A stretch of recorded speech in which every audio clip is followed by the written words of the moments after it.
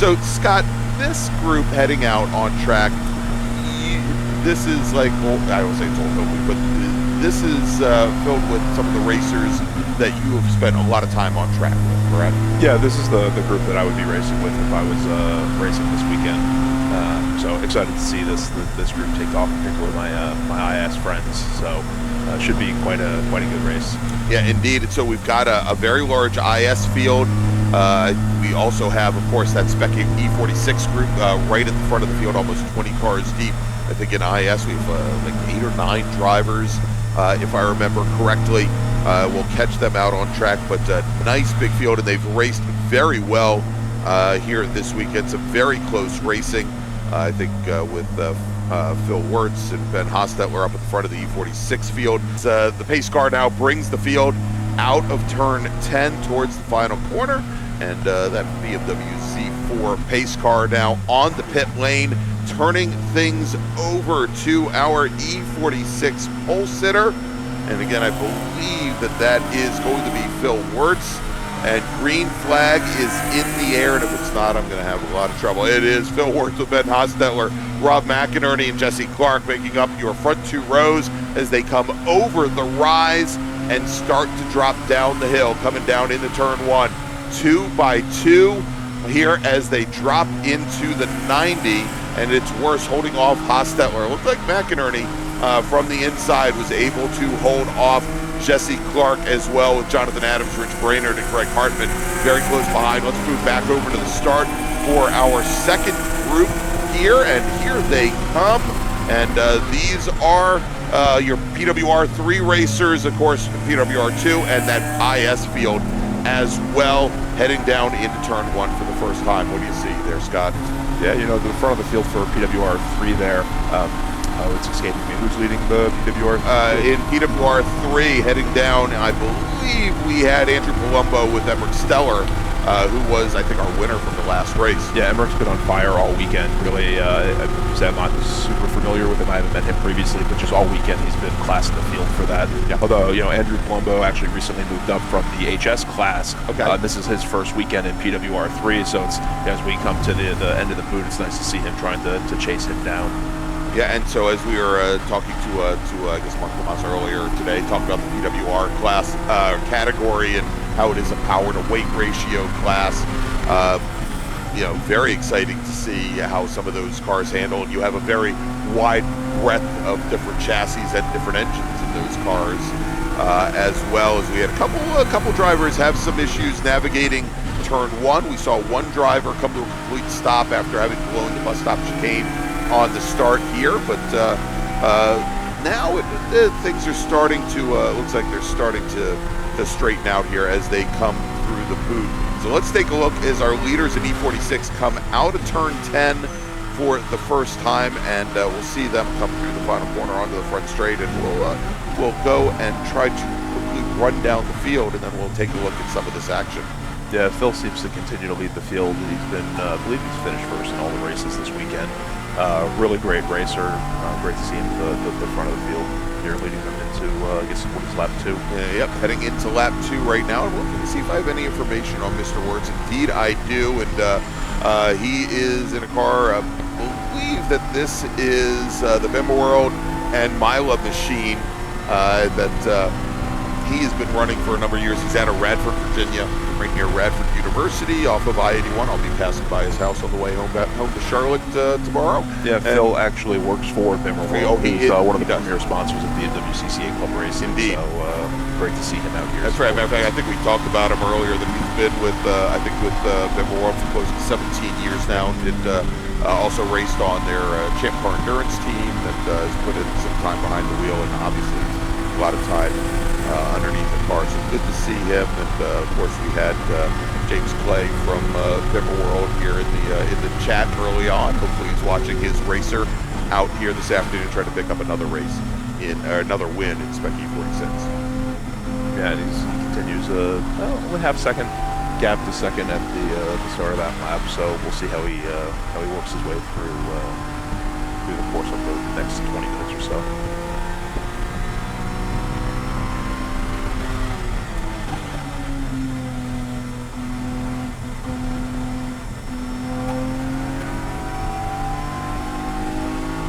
right, as we look a little further back in the field in PWR2, and a very nice sized PWR2 field, Vin Chow, currently your leader in his E46 328i over Besik Manabde in an E46 M3. George Pizzulo currently running in third in that class. The top three have really started to separate out in PWR2 with about 5 seconds separating each of them. A good battle for third right now is Jakub Belak. Currently is sitting right off the back of George Pizzulo's number 022 machine. Here, if we take a look in IS and check back in with them, things are still very close here at the front of the field. Here's Scott with William Mellott and Gordy Wagner, your two leaders, and it looks like we should see them coming across the line here momentarily to complete lap number 2. And Nick Soma, who started up at the front of the field, currently running at the end of lap 1, had fallen back into third place. Yeah, we see Nick about half a second or so behind Gordy right now, so still very much with him. Actually, as we mistaken car on camera, but those they're coming over start finish right now. So oh wow, Nick got ahead of Gordy, so he's about 3/10 off of Bill Malott, who's leading the IS class right now. So picking off Gordy at one point in the last lap, but Gordy is still right behind him, just under over 7/10. Yeah, so as they had swapped positions at the end of that lap, and pick up the two that were nose and tail, getting maybe roughed up a little bit coming out of the bus stop. Now, tell me this, and we've seen some very clean racing today. Yep. Does BMWCCA Club Racing still use the 13-13 rule? Very much so. Okay, because I know the Porsche Club has moved away from that of late, and Brian and I were covering a Porsche Club of America event actually last week at Summit Point. I'm thinking, maybe having that in place might have promoted a little cleaner racing, we'll say. But, yeah. Sorry. No, go ahead. No, I was gonna say, I think it works very well for the organization. I think it's demonstrated by what you're seeing, what you saw over the last race, where we had 40-45 uninterrupted minutes of clean, close racing. Exactly. Where we went 5 wide going into turn 1 at one point. Exactly. And again, spec e46 here, you look at that, it's such a very close field where these cars are judged by tenths and hundredths as opposed to many seconds. Many seconds, exactly. You have to be clean and fair with that, otherwise it kind of turns into a crash fest, and that's not what you want. Not when we are not pros. We are essentially gentlemen having fun on the weekend. Exactly, and none of us want to be spending hours upon hours repairing damage before we come to our next race. So yeah, I just wanted to check on that. And again, I think it speaks a lot to how these racers race. Very clean, but they seem very cognizant and aware of what's around them. And we've seen some very clean racing all day today, which I think is wonderful. As we've got our leaders now in E46 coming across the line, and still very close up at the front is Hostetler still pushing the issue with Phil Wirtz. Less than a second separating them. Jonathan Adams in the 004 car sitting back in third, only about a second back from our two leaders, with Robert McInerney not very far back from there. Just looking at some of the times in other classes as well, the track definitely seems to have slowed down. A bit. I think pole position in qualifying, granted that was more than 24 hours ago, was a 211 in the IS class, running 215s right now, 217s. Pole position in spec e46, I think, was around the same, and they're running again 212s, 213s right now. I think track record for spec e46 is like 207 or so. So a bit off the pace from what it has been historically, but obviously represented by sun baking the asphalt. Exactly. And we've seen a little bit of cloud cover this afternoon, but the ambient air temperature considerably higher now than it was the last time this group was on track. Actually, probably around 5 or 6 degrees warmer. And when they went out for the first time this morning, it was a little bit under 60 degrees. So we've picked up about 20 degrees, and obviously the sun has had the opportunity to bake the pavement for quite some time. And I'm wondering also, given the tires that the vintage racers are on, how compatible those are with some of the racing slicks that we may have out on track, and it may be with that those different rubber compounds put down, there may be some incompatibility. Yeah.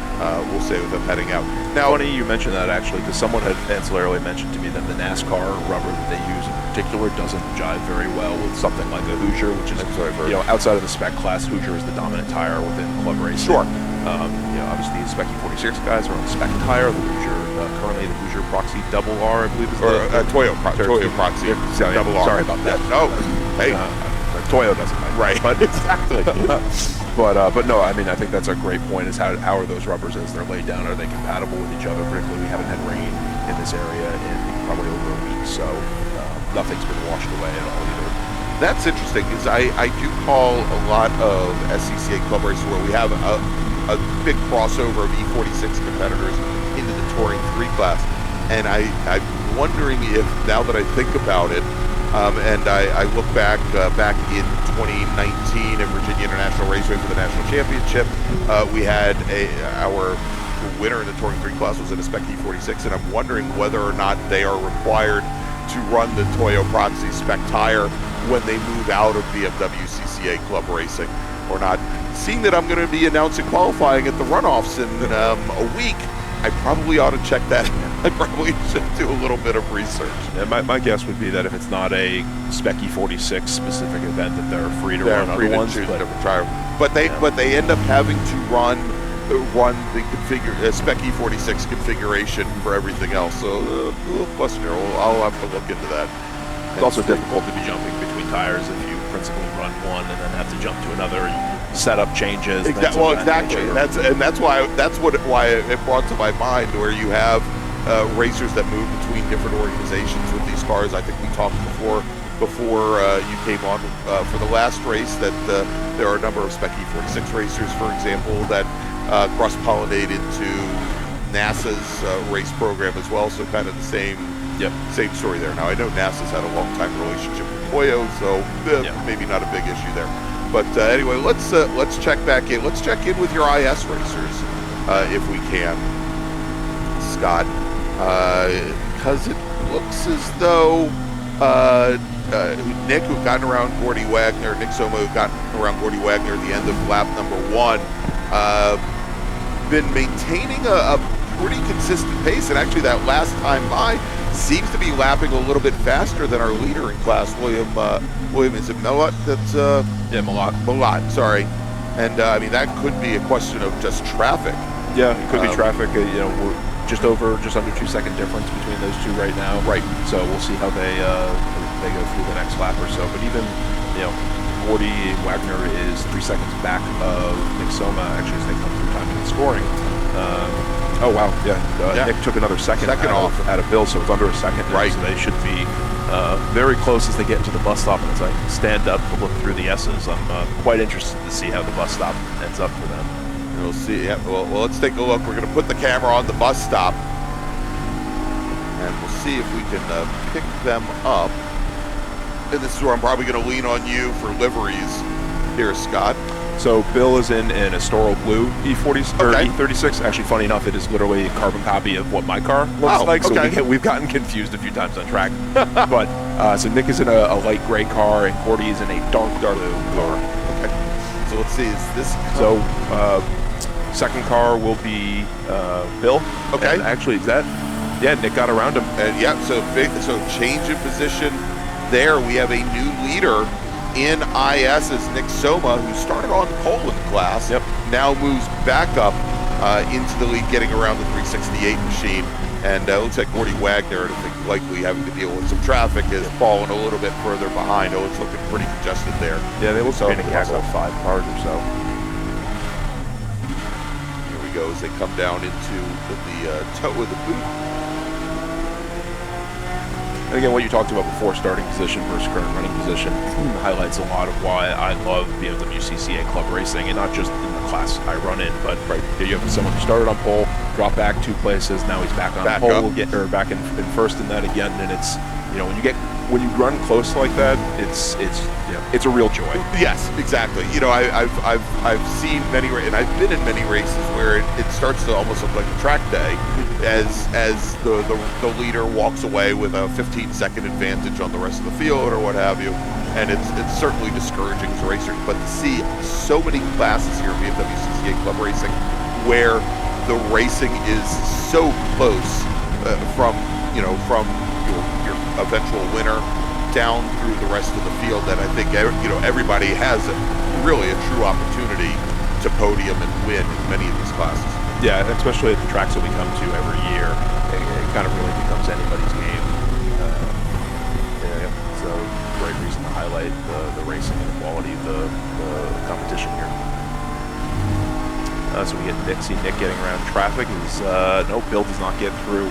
Ooh, that's Bob Martin in a KP class car. And I think he may be the sole KP racer here there in the number 7 machine in his E3325. And yeah, I mean, and it's difficult. He wasn't able to get the pass done going into the S's.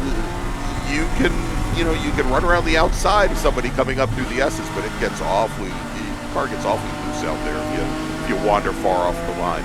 Yeah, and now we can see the gap that's opened up as they've had to work that traffic. Yeah. Just looking at the end of that, we saw Gordy coming through the end of the bus stop. Looks about Bill and Nick seem to be on the close to each other now. Gordy just needs to get through the next 2-3 cars to get back into that pack and fight, but still podium position, I believe, for him.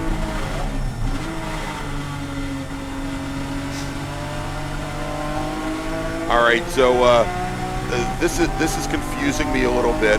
So we've got Emmerich Steller in the chat, which confuses me because I think we've got Emmerich Steller on the track, and he's saying, do we think Emmerich will take first? And then he says, Scott, please speak on Emmerich. So I actually don't know Emmerich. I do know the person in second place. Andrew Palumbo is trying to chase him down, but again, it looks like Emmerich has had a stellar weekend, just really turning. I like how you worked that in, that he's had a stellar weekend. Yeah. Pun intended. Yeah, exactly. No, he's having a really great weekend. Again, they're in PWR, and he's actually not on a slick tire. He's on a 200 treadwear tire, so you actually get a break on your modifier on that. So I think it's a +1 if you run the 200 treadwears on that. And an E36 with an S54 motor, and he's really just running away. Wow. Yeah, I mean, well, and as we've seen, there are some 200 treadwear tires that they very closely approximate the grip levels that you see in some R compounds. I mean, for new tire news, Hoosier just introduced a 200 treadwear tire, which I think is really geared more towards the club racer and the HPDE crowd than, say, autocrossing or other groups that require a 200 treadwear tire. But the testing that we've seen runs times that are fairly similar to, say, a Hoosier R7, and even close in some cases to an A7. They're not going to come up to temp as quickly, I think, as an A7, but I think that's very encouraging for folks that might want to take that modifier. It'll be really interesting, particularly in a sprint format where you're running 20, 30, I guess up to 40-minute races. What's the endurance of that tire overall? Like, does it fall off in the way, like an A7, if it falls off on a really hot day, toward the end of a 40-minute session, it doesn't really have that ability to hold that heat in there. It's ineffective. Really interesting to see what that tire comes out with. Hoosier has a good past history of releasing things that are tier 1 products, and seem to put everything else in that category out of the picture. Yeah, exactly.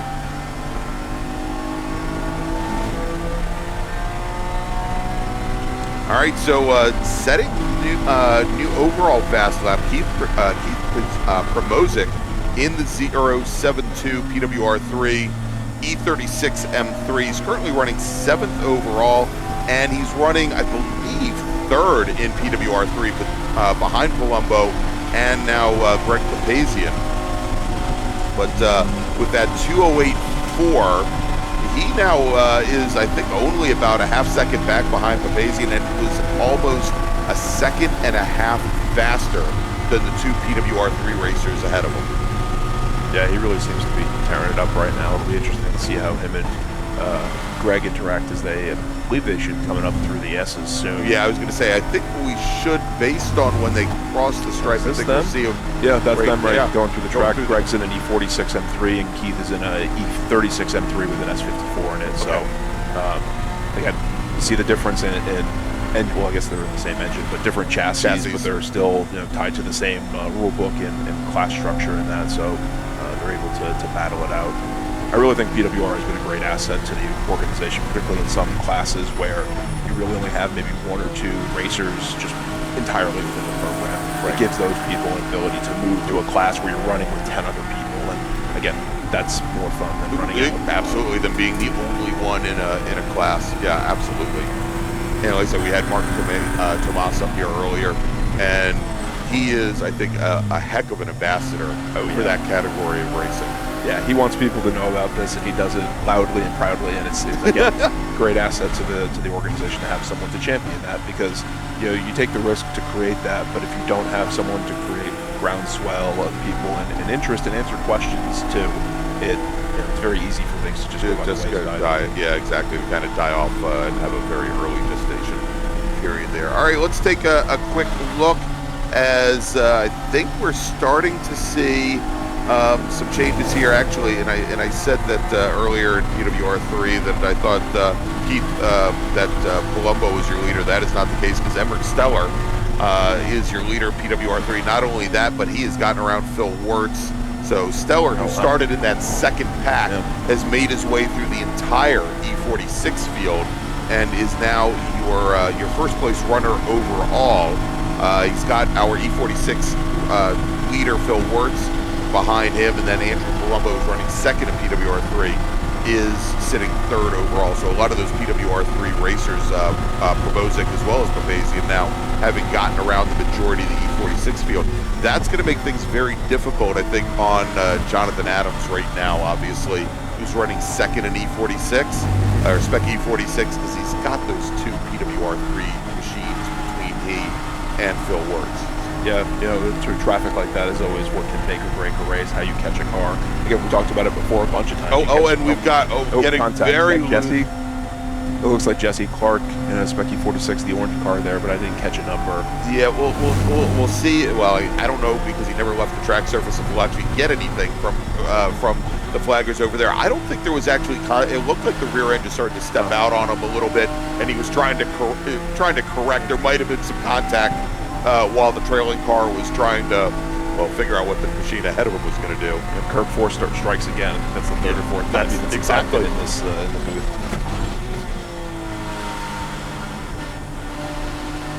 Just going back to PWR3, it looks like Andrew Palumbo, TSQJ Racing, has taken about a second and a half out of Emmerich. I don't know if that's traffic, just because their lap times don't look to be meaningfully different at this point. But it was at 6 seconds, now at 4.5. So see if he can chip away with that with the, say, 8 minutes or so remaining in the race. Yeah, we should have, it looks like, somewhere around the lines of 8 minutes now remaining on the clock. And somebody put in the chat here, and I wanted to thank them, it's GoBuffs 1993, don't know who that is, by the way, about the 177 E46 machine. That is Scott Ryman, and he's currently running 15th in the field. Scott is, I guess, the chairman for BMWCCA Club Racing. I've been working with Scott quite a bit in the as you can imagine, and as we're trying to get this broadcast together, been working with Scott and his team quite a bit over the last couple of weeks, and trying to meet up. Hopefully, we'll be able to meet him in the paddock tonight. Have a good beer, good talk. It's been very, very great. He's been great to work with. Yeah, he's been a great leader for club racing. I think one of the challenges with having the chairman is that you don't want to run into the chairman. No, certainly not. So, but he actually moved over from IP to spec E46. I think in the last year, it was either last year or the year before that. Okay. So again, great to see him continuing to dice it up. Running the organization is no easy feat. It requires a lot of hours out of your week. So to be able to continue to race with that as well is a great asset to us. And so Scott's claim to what he sent me, we asked, Brian and I asked all the drivers to submit a driver bio to us so we can find out a little bit more about the racers. And, and again, we already knew his position in club racing, but he tells us that his main accomplishment in club racing is that he has probably the most second place trophies ever in BMWCCA Club Racing. It's accurate. That is accurate. Is it accurate? Yeah. Oh my! So he is again running in the top half of a very stout spec e46 field. And when I say, Wirtz now starting to work his way away from the field, and again, I think a lot of this has to do with the traffic, but so many of these racers are only within, half a second. I've been watching Greg Hartman and Joe Fuchs in the battle for 6th. Right now, the 745 machine and the 117 machine, that the last time they crossed the stripe, they were within about a half a car length, and we can see here all across the track surface. And I have to apologize, Scott, because I see an E46 or I see an E36. I can't tell the difference in what class they're in, and my cameras can't pick it up. But I just see close racing all the way across the board. So I actually see the new Palumbo's logo down there. Actually, Andrew Palumbo, who runs that repair shop, just took another 1.5 seconds out of Emmerich, so he's down to under 2 seconds now. This could be quite exciting at the end. Yeah, I wonder if the 200 tread wear making a difference. I know Andrew's on a set of sticker R7. R7, so we might see that play out over the long race period. Exactly. There. And I'm used to racing Hoosier rubber on a much lighter car, on a 2,400 pound car thereabout. This is that right here. Yeah, and we can see here where one car will push very wide out of the. That's actually Heath behind him as well. So this could be a three-way battle for second, third. Yeah, and so Promozic, who had been lapping at one point a little bit faster than the drivers ahead, even on that last lap, was still about 9/10 of a second faster than Palumbo ahead. Palumbo just set his personal best lap on the 11th lap. And like you're saying, we're looking at about 1.5 seconds to a second between the top 3 drivers, with Babasian there in the 068 car, not very far behind. No, and again, close racing, it creates excitement for us, for them. Should be quite fun as we get down to the last 5 minutes or so. There we go. Finally, that camera's working. There we go. This one, not so much. So is this? Just looking out at the start finish, it looks like we might have white flag in hand.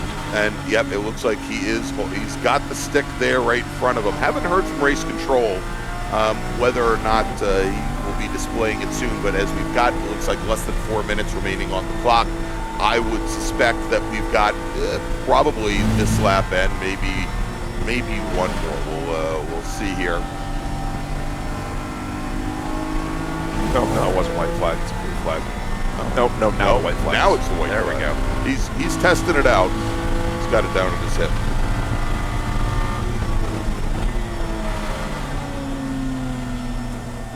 And Natalie Soma in the chat. Shout out to Nick Soma from Vito, his son, and Alyssa, his daughter.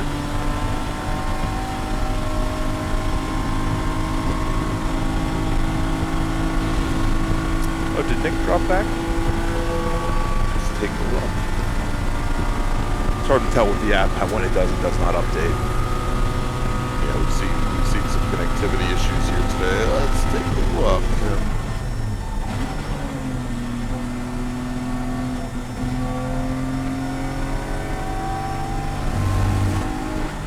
Yeah, it didn't look like Nick dropped back. Must have had an offer or something. So about 30 seconds back now. All right, so there's the word. Next time our leader comes by, and that would be, for the moment, that would be Emmerich Steller, who's got about a 2-second advantage now over Andrew Palumbo. The next time they come onto the front straight, they'll see the white flag in the air. And as we've mentioned, we've got Emmerich Steller in the chat. Says that the entire Steller family is watching and needs this moment. Oh, so, that's awesome. That is very cool, and I want to thank you all for joining us. And by the way, if you like the coverage that you see, please go ahead and give us a big thumbs up. And if you haven't done so already, go and subscribe to the respective YouTube channels, whether it be BMWCCA Club Racing or VRG. We'll be watching now for the number 10 machine. As I said, the thing about maybe Emmerich's tires are starting to fall off in the longer race. He ripped off a 207.8, and Andrew's on a 207.9. So maybe cooling his tires, getting tire management is one of those things that you're starting to learn about. It last. All right, so our leaders there. There comes Emmerich Steller, and comes onto the front straight, and waiting here through this group, and white flag is in the air as our leaders working their very last lap. Keith really closed up the braking zone in turn 1. I don't know if we have that on camera here, but little too far. Seeing, and yeah, well, is this? I think this is them right now. We see coming through turn 1. Oh, yep, there we go. Here we go. Coming up the tail, though. That's really battle for second, third. And so we'll see. He might, with that draft coming up the hill, might be able to get a good run coming into the bus stop. I would expect that Palumbo might move to the inside a little bit to cover. So let's take a look as they come out of the S's. It looks like they're that third group in line. Yeah, going to protect the inside. Oh, and we see the rundown. Let's take a look. Yeah, Keith got by. Yeah, and there you over under. Let's see if he can make it work coming out. But yeah, at the moment, and he's going to try to push the car down underneath Palumbo. But for the moment, Keith Promozic in the 072 car has worked his way up into second position. And in doing so, that has also allowed Emmerich Steller to open up a little bit more of a gap there as they start to work their way down into the boot for the last time.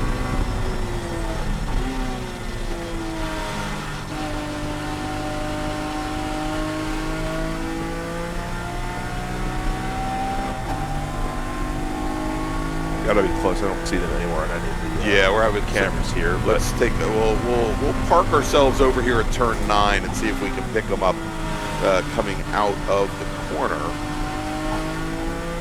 Just as that camera happens. Yeah, there goes Emmerich. There we go. So there is our leader, Emmerich Steller, the black number 10 PWR3 machine, and there is the battle now for second between Promozic and Palumbo as they come into the 2 final corners. All by himself, Emmerich Steller, who worked from the back, or worked from the lead of our second pack all the way through the E46 to take the overall lead, and there he is. Checkered flag is in the air. Emmerich Steller takes the win with Keith Promozic on the very last lap, makes the pass going into the bus stop. He'll take second in PWR3. Andrew Palumbo will finish in third. Greg Papazian will finish just off the podium in fourth. And now we're going to take a look for our E46 leader,